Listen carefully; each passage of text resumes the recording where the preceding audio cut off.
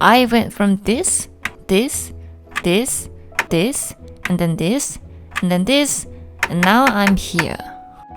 Hello everyone, this is Sahamin and welcome to a new video. I'm enjoying drawing illustrations more than I used to do. When I was learning how to draw and paint for the first 10 years, the way I used to think of the creating process is not the same as what I think now.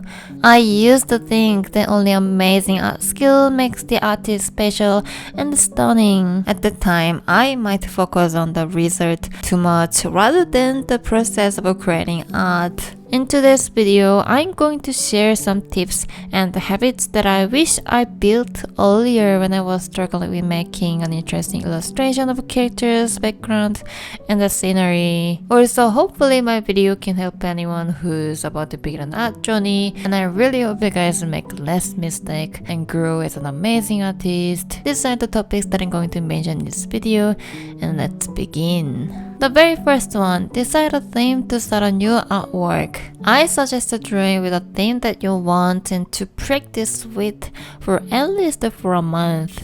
If you haven't worked with a specific theme before, decide on the theme that would interest you the most. Otherwise, it'll be quite painful to draw things that you don't want to draw. Once you get used to sticking with a theme, you probably want to start drawing with a challenging theme to develop your creativity. The second habit that I wish I had earlier is sharing a story. Storytelling is a significant element to create a deeper connection with the audience. Even when you work on a personal project to showcase for your portfolio, adding a story to even a single piece would make the difference in the quality and the engagement. The storytelling can be related to the mood and the environment. The easiest way that I found for practice is drawing a moment in your life. This can be a happy, fun, or meaningful moment, and then I would ask a few questions to illustrate your story, such as why and what's happening,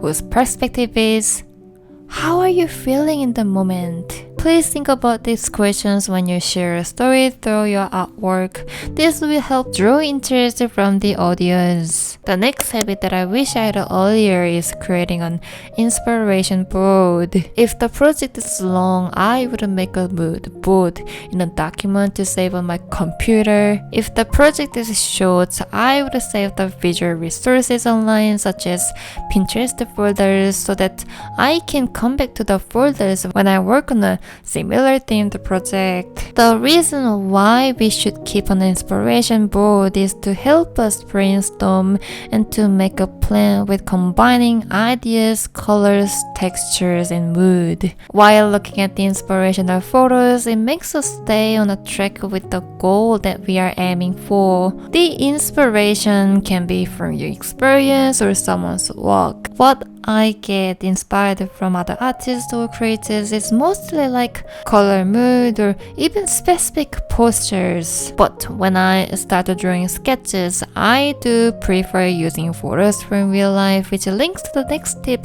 that I want to give you guys. Use reference photos taken from real life. If you want to do art just for fun as a hobby and to practice, I think it doesn't matter to reference and draw artist drawings and paintings and mention the original artist if you post it online. But if you want to create your original work to start a business project, I want to suggest using photos from real life for the most part of your artwork. In my experience, I learned having photos from the real world gives me details that I want to draw and unique background structure. The fifth habit that I wish I had earlier is keeping a sketchbook. A sketchbook is not only a tool to experiment with a new style, texture, and material, but also it is a tool to draw your initial ideas as a draft for your project. I hadn't felt that way until I started thinking deeply about my art brand back in 2020. Currently, I don't spend my time working on only one project, but I try to manage multiple projects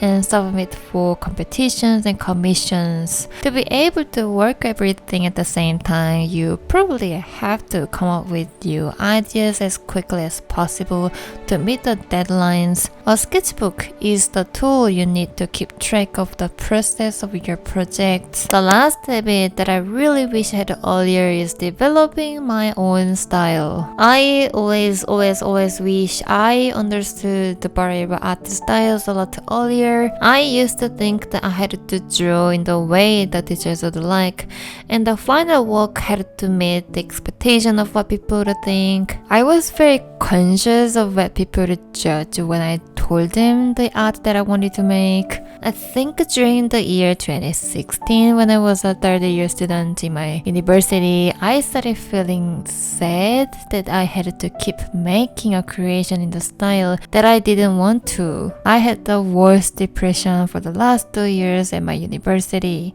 In 2017, I started learning digital illustration in my personal time at home. In 2018, when I lived overseas alone with a working holiday visa, I found an illustration job and met a lot of international people. Because I lived in a new environment, new culture with people who are thinking different ways to my home country for the first time for a long period. That year was the most significant moment in my life.